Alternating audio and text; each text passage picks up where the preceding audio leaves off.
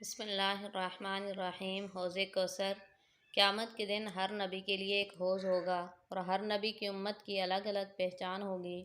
ہمارے نبی صلی اللہ علیہ وسلم کے حوض کا نام کوثر ہے۔ وہ سب حوضوں سے بڑا ہے۔ آپ صلی اللہ علیہ وسلم کی امت کی پہچان یہ ہے کہ ان کے وضو کے اعضاء نہایت روشن ہوں گے۔ آپ صلی اللہ علیہ وسلم کا حوض کوثر ایک ماہ کی مسافت کی درازی میں ہوگا۔ اس کے کنارے زاویہ قائمہ بناتے ہیں اور کناروں پر موتی کے کبے ہیں۔ اس کی مٹی نہایت خوشبودار مشک کی ہے۔ اس کا پانی دودھ سے زیادہ سفید، شہد سے زیادہ میٹھا، گلاب اور مشک سے زیادہ خوشبودار، سورج سے زیادہ روشن اور برف سے زیادہ ٹھنڈا ہے۔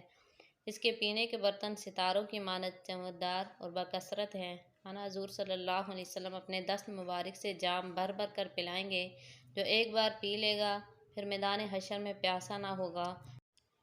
مرتد و کافر و مشرک حوض کوثر کے پانی سے محروم رہیں گے۔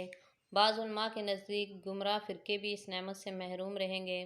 حوض کوثر حق ہے، البتہ اس کی کیفیات جو بیان ہوئی خبر احادیث سے ثابت ہیں، اس لیے مرتبہ ظن میں ہے۔